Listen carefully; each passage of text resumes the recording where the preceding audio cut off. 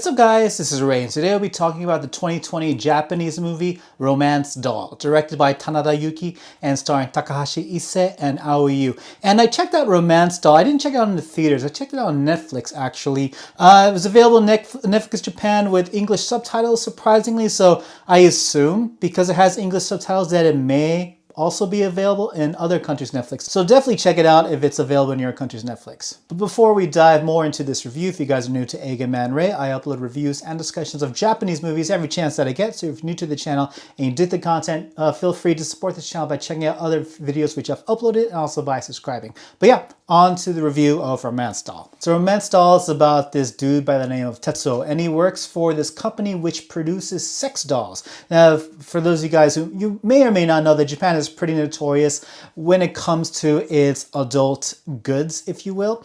More particularly, it's sex dolls. Like, you know, if you just take a stroll through Akihabara, there are a few stores which you can check out some of these lively selections of goods, if you catch my drift. But Japanese sex dolls are kind of they're pretty interesting in that they try to make them more lifelike, more realistic as far as the way their facial structures and bodies are built, are sculpted and whatnot. Yeah, this movie's main character, Tetsuo, works at one of these companies which produces these kinds of dolls. But Tetsuo's company is trying to find something new to produce something that will invigorate their sales. So he recruits Sonoko to be a model of which they plan to sculpt more realistic body proportions for their new line. He instantly falls in love, confesses to her on the first day to start dating, and they eventually get married. But during this whole time, Tetsuo kind of keeps it a secret from Sonoko the true nature of his profession. So this whole time, she doesn't even realize her modeling work, if you will, is being used for a line of sex dolls. So they go through some ups and downs, some problems with their relationship, and it all comes to a turning point when Sonoko reveals to Tetsuo some secrets of her own. So that's the gist of the story of Romance Doll. You know, there's a lot more to the story, obviously. I try to keep it to a bare minimum so you guys can have a more fuller experience if you guys ever check out the movie. But let's talk about the positives and negatives of Romance Doll. First, the positives. You know, first of all, I really enjoy the two lead characters. You know, of course, the performers behind them, Takahashi, Issei, and Aoi, both tremendous actors in their own right. And I think they really do a great job in Romance Doll portraying Tetsuo and Sonoko as a couple. They feel very believable. I think it has a lot to do with their chemistry with each other. When they interact with each other, like, they both kind of come off as shy and awkward, and it's very cute. And the more they learn about each other, you kind of sense a shift in the way their relationship is, and it felt very grounded and felt very realistic, and I enjoyed seeing them two perform together. And it also helps that they are both really well written, you know,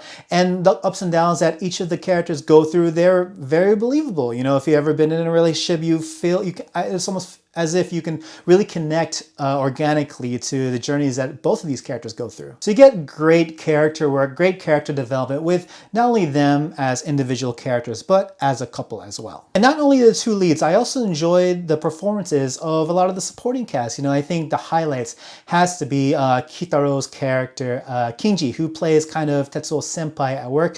And there's also Kubota, played by Pierre Taki. He plays the boss of Tetsuo at their company. And I think this is Pierre Taki's final work before he ultimately got canceled because of a recent scandal.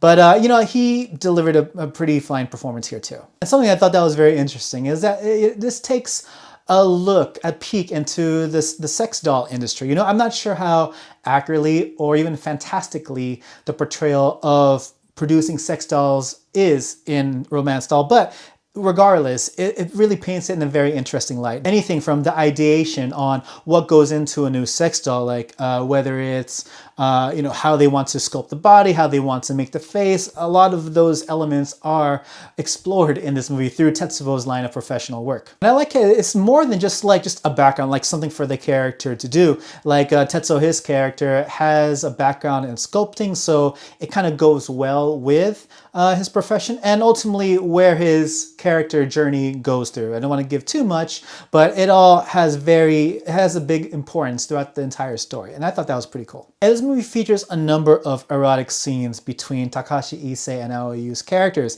and they're kind of the backbone of the story, if I'm being honest.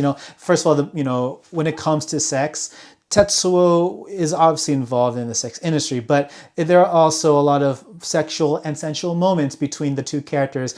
Like, this film doesn't use these scenes in excess. Everything actually relates really well to what's happening in the story. As far as the negatives are concerned, like, I don't really have much to say. If anything, this movie does dive into some tropey areas when it comes to romantic dramas, but at the same time, the story does manage to pull a few surprises out of nowhere. Like, if I'm speaking honestly, before I even watched Romance Doll, I just took a look at the title, at the DVD cover, and I just assumed it would be somewhat similar to that Koreeda movie, Air Doll. If you guys have ever seen Air Doll, it's about this sex doll who comes to life and explores what it is to be a human. I thought Romance Doll was going to be very similar to that, but unfortunately, I was wrong, and it managed to surprise me in a lot of ways. But overall, what do I have to say about Romance Doll? I really enjoyed it.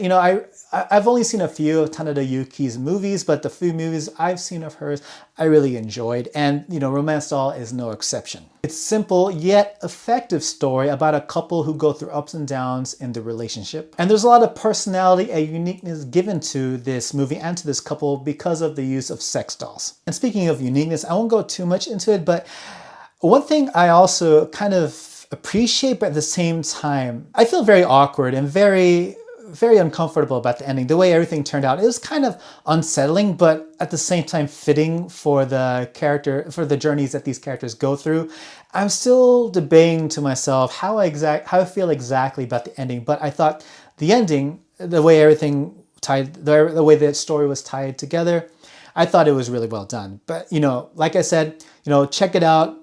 Get your own opinion about it, because I think this movie is definitely worth watching. But anyways, yes, those are my thoughts on Romance Doll. What did you guys think? If you've watched it, please let me know in the comment section below. Don't forget to leave a like, share, and subscribe. Follow me on all the socials. And by all means, if you really dig the content, feel free to hit that notification bell so you can be updated every time I upload a new video. And also check out my Patreon page, which you can find a link to in the description area below.